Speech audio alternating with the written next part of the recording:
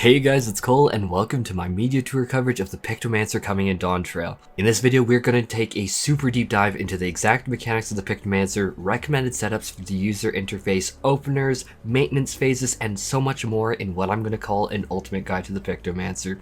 Media Tour edition. I'm going to add here that because this is Media Tour footage, that things could change before Dawntrail's release. And lastly, if you want to check out a text version of this guide with a whole lot of infographics and awesome software stuff that I've been working on, check out my website at FFXIV and I'm going to try and get it up ASAP. Let's start off by saying that I truly love the Pictomancer. Pictomancer is definitely, without question, going to be my main DPS going into Dawntrail, and I don't really know how else to say it. It actually took me a lot of restraint to not play more and more Pictomancer during the media tour. I actually had to slap myself and say, good God, Cole, move on, you have limited time.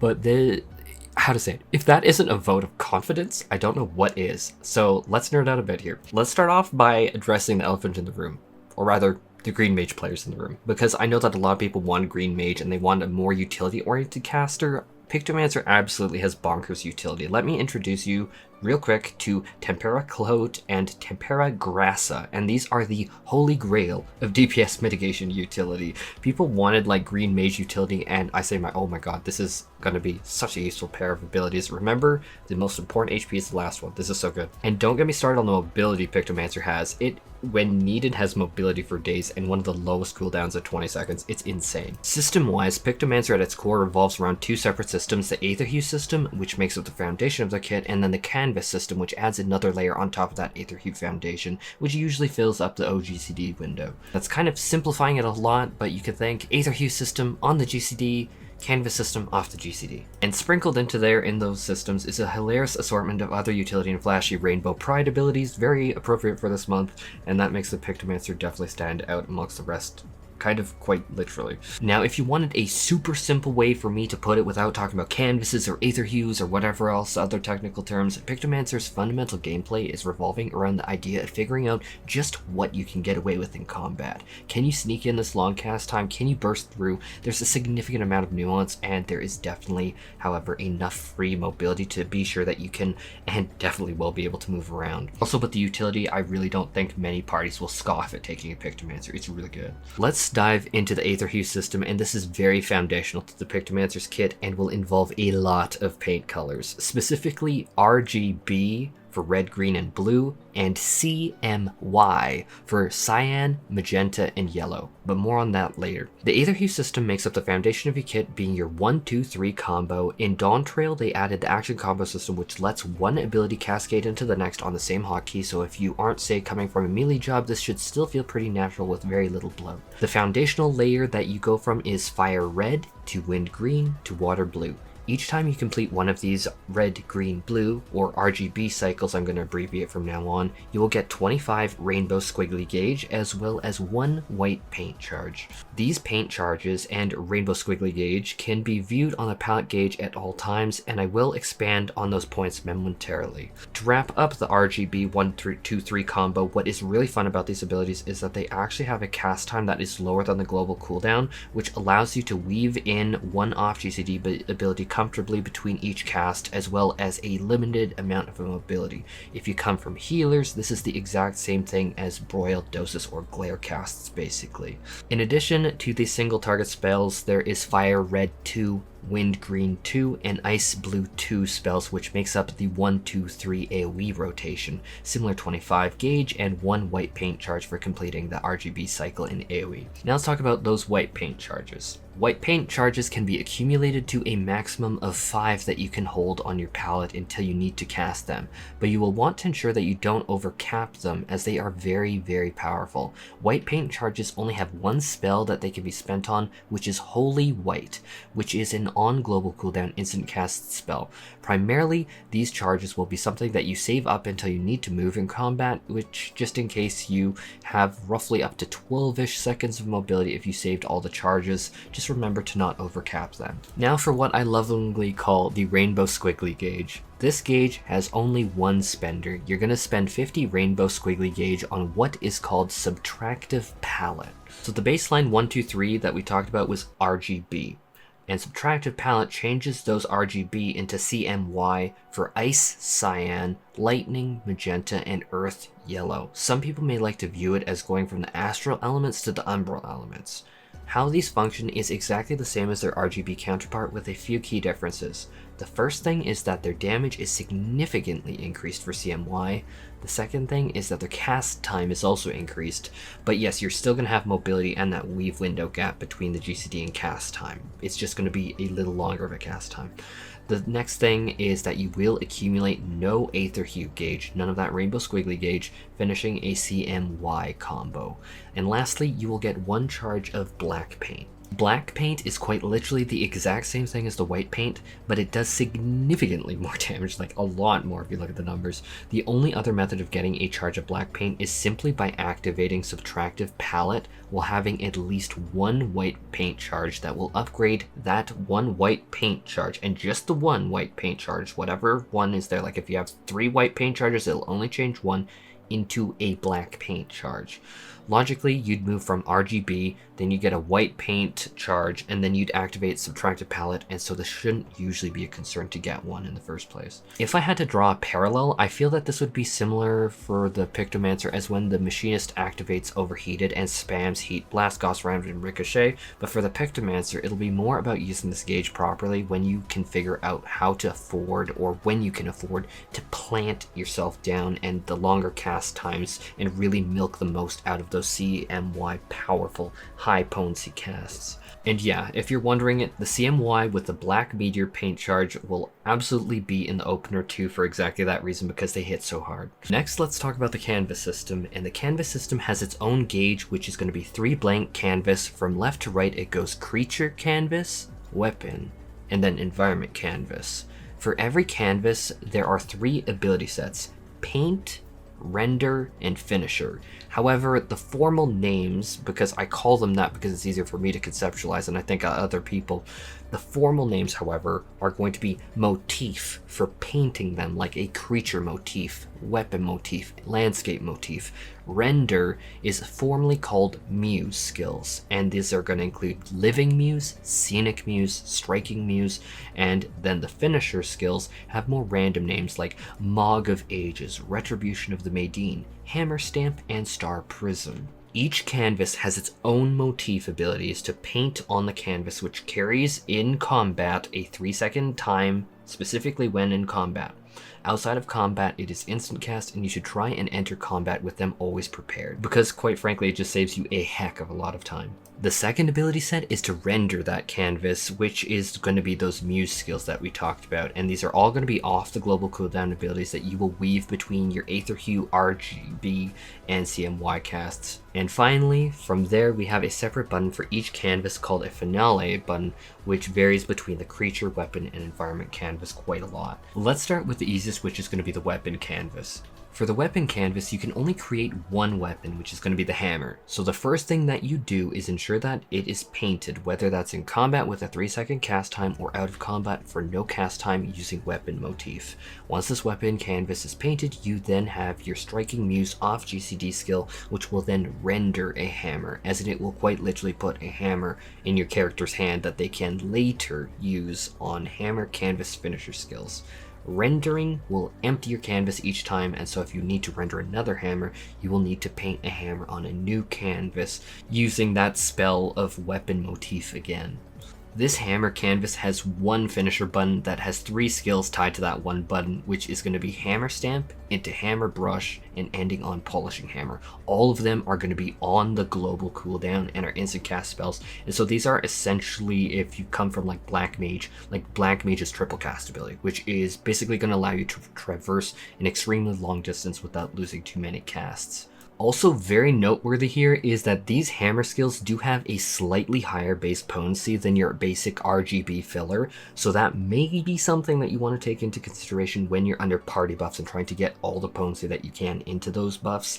More on that in the opener section though. So the really nice thing about this canvas system is that you can say preload an ability, activate the ability to be used, and then you can just go wild casting the finisher whenever you want. The last thing that I want to note here is that Striking Muse does allow up to 2 charges to be held for up to 30 seconds.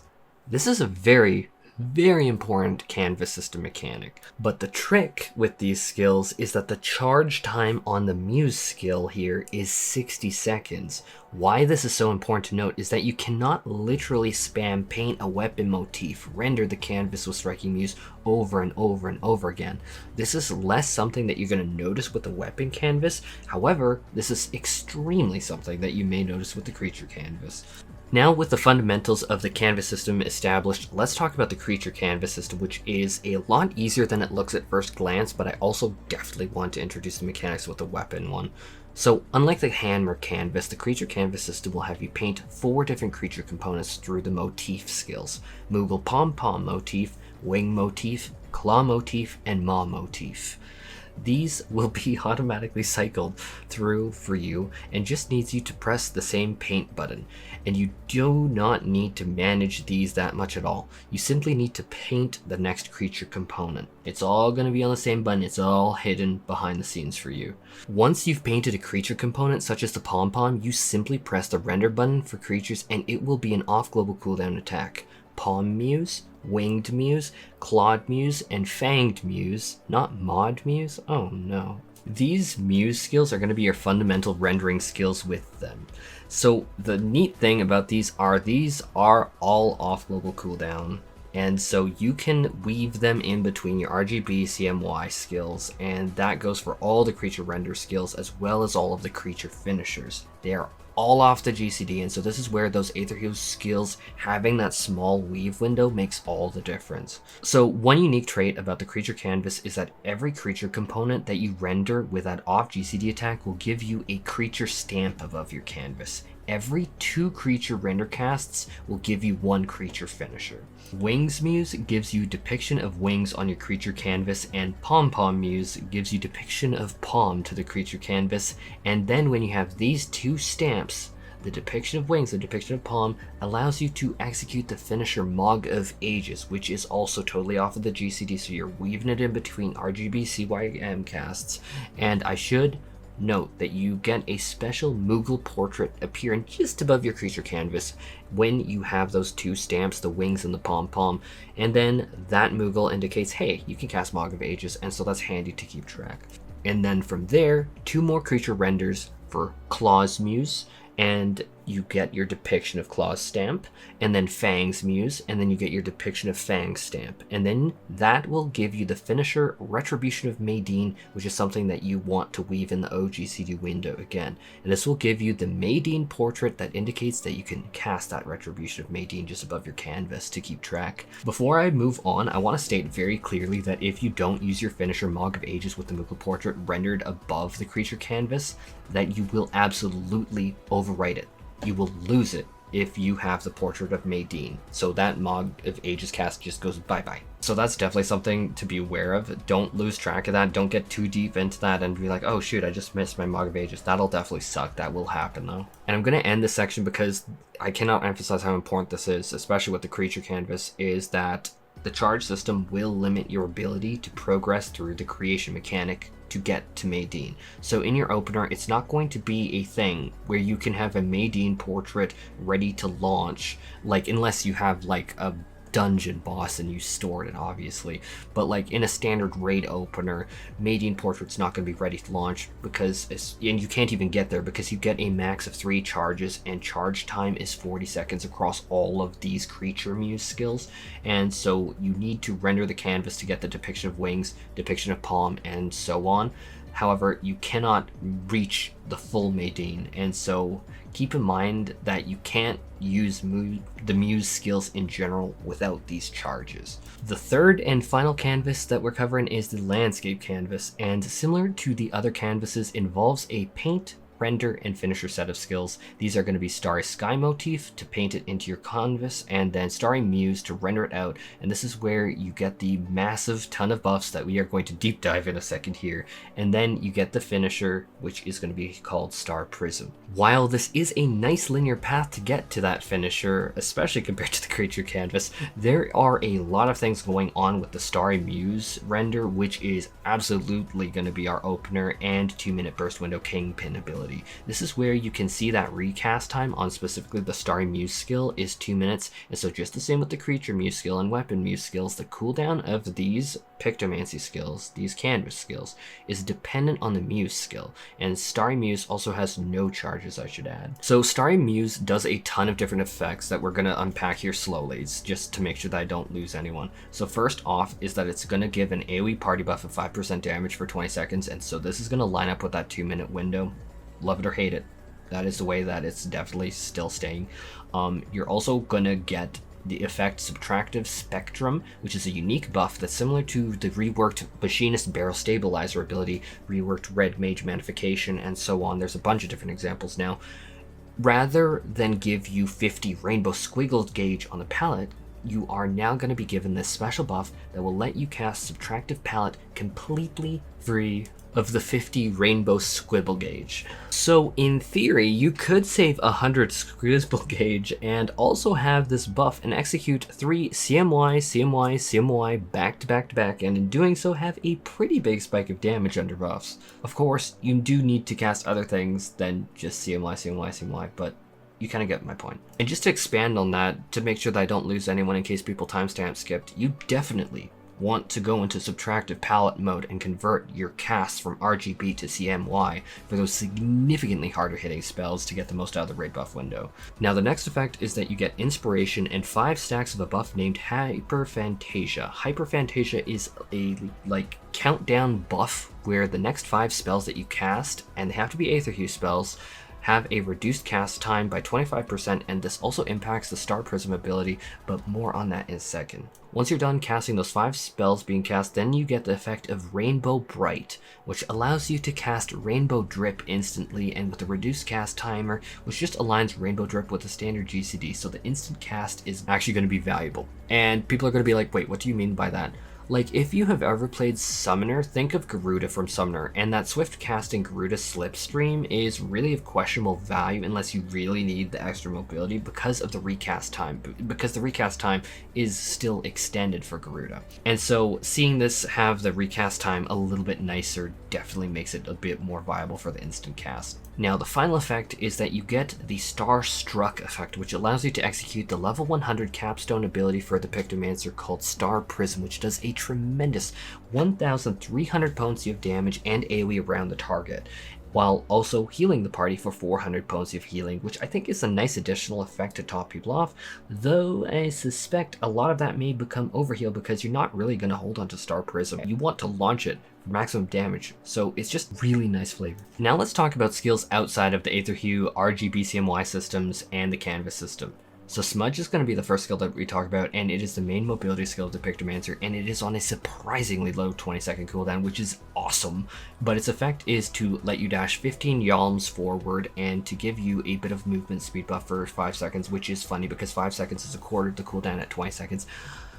I don't know. It's just kind of funny to me, picturing it on the Pictomancer, slidey slipping around the field. Also very easy to use because of the Aether Hue, CMY, RGB skills all have that weave window, and Holy in White and Meteor in Black is like, yeah, it's really good. Or Hammer skills. Like, it's a lot of mobility that you actually have on Picto, like a lot.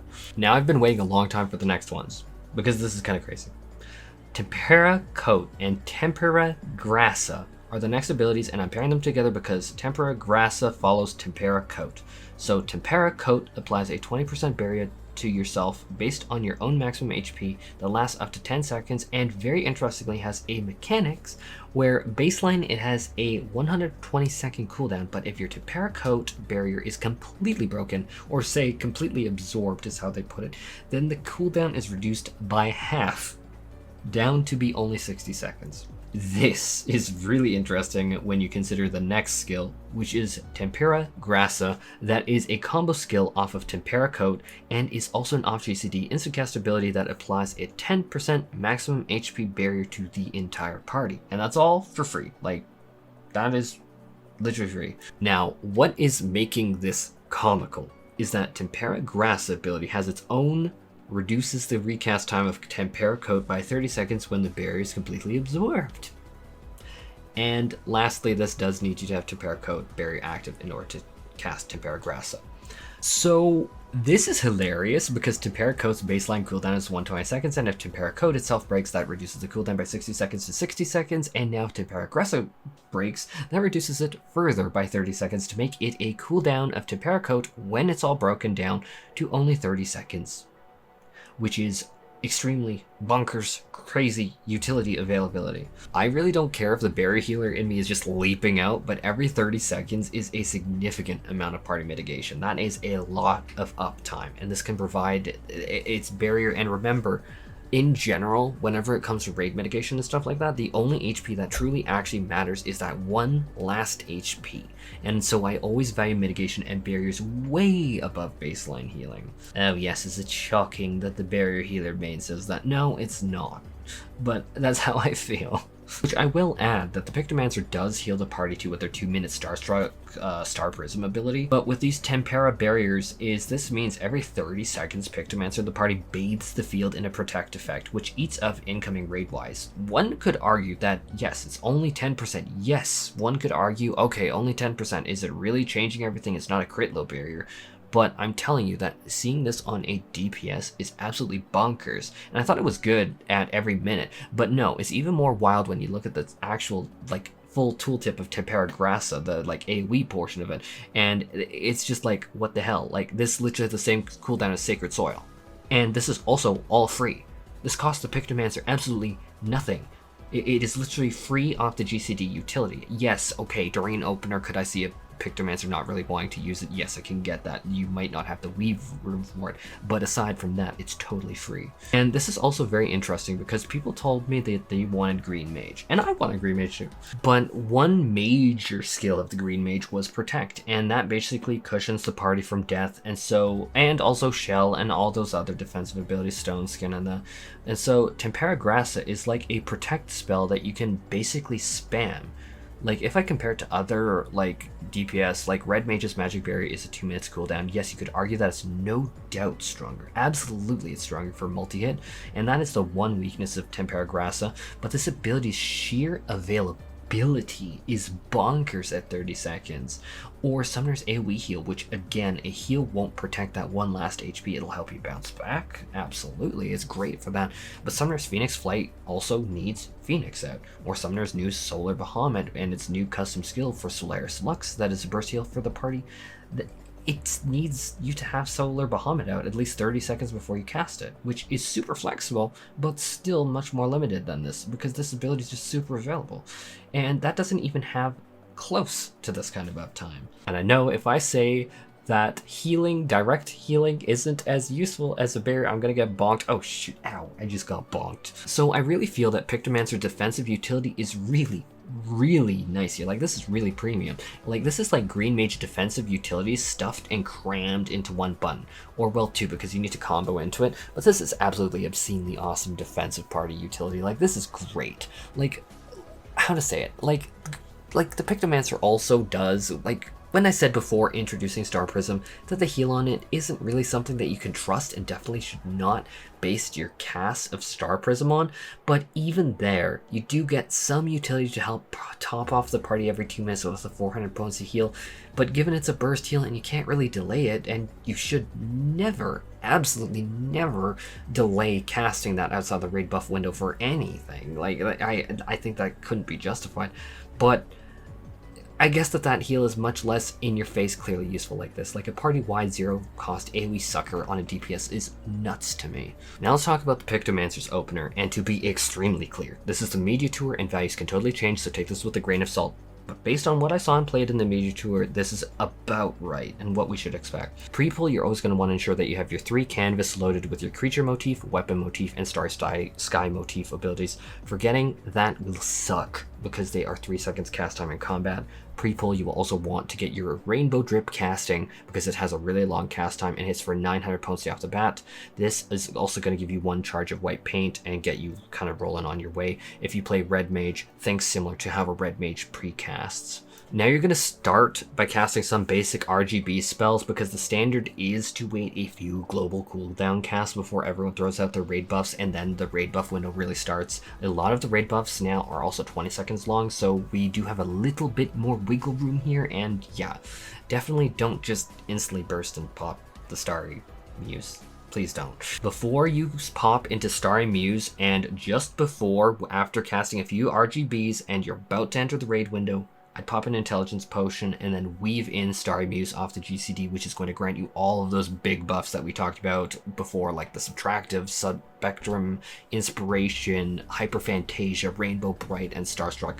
Or rather, Rainbow Bright you will get in 5 spellcasts, but we're going to get there soon. We will get there in the opener. At this point, you want to spend Subtractive Spectrum and get into Subtractive Palette mode, because your CMY spells hit so much harder than the RGB spells. You also want to be throwing out your creature renders, so throw a Palm Muse out there, and because of the cast time of painting a new creature canvas with a creature motif, I am not numerically sure it's the best idea to do this. I will need to sit down and really think about it more, but I'm pretty sure it is, because if you look at your second creature motif for the Winged Muse, it's going to hit for a significant 1000 potency off of the GCD, and then that will earn you the Portrait of the Moogle, because you're 2 of those creature muse skills in, which that Portrait of the Moogle will let you execute the other off GCD ability, which is going to be your first creature finisher, which is Mog of Ages, which hits for 1100 potency off the GCD, and so the render and finisher can be cast between those later casts of the CMY or RGB if you don't have CMY. And so for my recommendation, I would say it would be worth the longer cast time to get that second creature motif drawn out, because you get those 2 OGCDs from it. And so now we're at the point with your creature canvas OGCDs not quite exhausted, but you don't want to get too deep into that, because you're not going to reach Maydeen.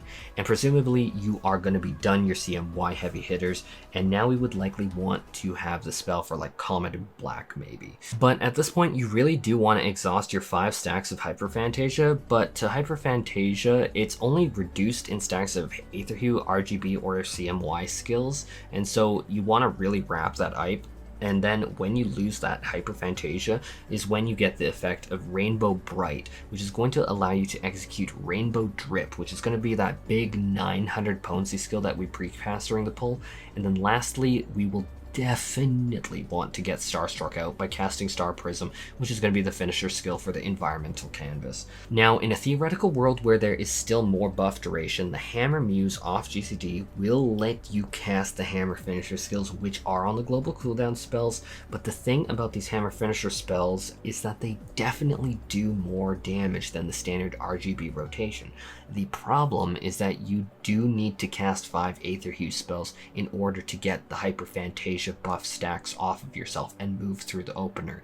So other than that, I would definitely recommend you use the hammer spells, but do not neglect that Hyperphantasia stacks. You really want to get them off to proceed ahead with your opener. From here, now you're going to go into the maintenance phase of the Pictomancer's rotation, and here you're really going to be focused up on stacking up as much Rainbow Squiggle palette gauge to 100 and as many creature environment and weapon canvases stocked up as possible for the 2-minute burst windows. Obviously, you're going to make sure that you don't overcap, and so during this maintenance phase, make sure that you don't waste anything.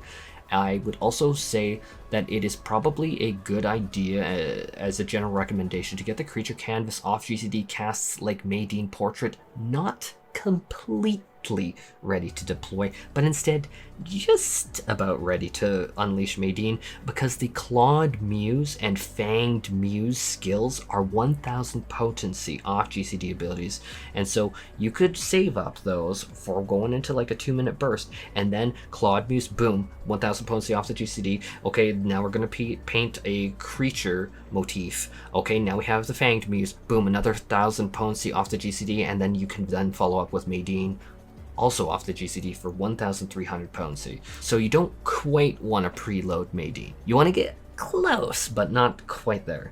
Ideally only having that 1-3 second cast time and then just bursting through it. But as you're doing, and we just were talking about the off GCD there, meanwhile on the GCD, you in that 2-minute burst window that's coming up will blow through as many CMY Aether Hue spells as possible in a theoretical world. Given that Starry Muse gives you that special subtractive palette buff that costs no gauge, you could blast through 3 CMY, CMY, CMY back to back to back if you had enough gauge, I guess 100 gauge, going into the 2-minute window. Now for my final thoughts and impressions of the Pictomancer. I actually love the Pictomancer, and I mean that very genuinely, and I'm not just saying that for this guide video. It really does have taught top-notch, very unique gameplay, and it feels totally different from the other casters. Absolutely mind-blowingly great utility, and it looks and feels just really good and different to play. My total thoughts on the Pictomancer is that it has a gameplay style that has a ton of different cast times in it, and while lenient, are also very important to get out there. Like, you have the longer cast times with the cyan, magenta, and yellow combo, or CMY combo that I have abbreviated it through the entire video, and you need to find a way to stuff 3-second cast times in order to paint on the canvas with your motif skills. But on the flip side, and it is a massive Nicki Minaj spot, you also have a pretty awesome off GCD combo system with the Pictomancy skills. Like, the entire creature motifs going into those finishers felt freaking awesome to use. Like, the off GCD feels really, really strong. If I had to compare it to another job's off GCD, it might be Dragoons, where the Dragoon kind of has like those combos that they're doing, but like specifically in the off GCD, it's very neat. Pictomancer is also highly mobile. In my opinion, very, very, very utility-oriented caster in that Smudge, their mobility ability is on a ridiculously low 20-second cooldown and grants 5 seconds of sprint after forward dash forward, and that cannot be emphasized how good that will feel, and it felt good to use in the media tour. Like, you aren't beholden to like another teammate's positioning. Like, you are very, very, very independent as a Pictomancer, and I like that. That's definitely the mobility abilities that I generally gravitate towards myself. Now, the utility of the Pictomancer is top-notch, and I know guys, me too. I wanted Green Mage, and Green Mage had the Protect spell, Shell spell, but Tempera Grassa and the cooldown reduction effect of Tempera Grassa and Tempera Coat combined together, making it so that you can basically spam out a decent party barrier every 30 seconds for literally free on a DPS at the same frequency as Scholar's Sacred Soil or Sage's Caracol it's mind-bogglingly great. It's so good. Like, there will be mitigation thresholds that I am sure people will use the Pictomancer for to push. So while Red Mage and Summoner, yes, they both have revives, I stand by the idea that the most important HP is the last one, and seeing the sheer availability of Pictomancer's AoE barriers is wild. Even if it's not going to be life and death, I can say that that will relieve a lot of pressure off of the healers, just because it's just simply there. And for like the new raid, the furry raid, futures rewritten, so F-U-R-E, furry raid. I want that to be a thing so bad. I know it won't be a thing, but I'm gonna call it the furry raid myself. But it's just wild to see this ability on a DPS. It's awesome. And yes, you also do, I guess, on Pictomancer definitely have some minor healing through your 2-minute Star Prism ability, but it's really not dependable, because if we're honest, you're focused, and you should be as a DPS more focused on your rotation itself. And yeah, you do have an AoE party damage buff. So I'm really left feeling like, yes, people wanted a buff bot Green Mage, and that includes me. But while you could argue Pictomancer could have been given Protect and Stone, Skin, and Shell as different abilities and a variety of other things, I find Pictomancer getting one very powerful, very super available defensive and a party damage buff in the way that it does makes up for it. Like, even in reality, how to say it, I think if they slapped the word, or rather the name Protect onto it, maybe people would be happier, but functionally that's really what it is. It's just having one button, super reliable Protect barrier, and I like it a lot. So in summary, I'll say what I said at the start of this video. Pictomancer is definitely without question going to be my main DPS going into Dawntrail. I don't know how else to say it. It actually took me a lot of restraint to not play it more and more. And Pictomancer during the media tour, I was like, God, Cole, snap out of it. You gotta cover other things. And if that isn't a vote of confidence, I don't know what is. It's freaking amazing. I love Picto.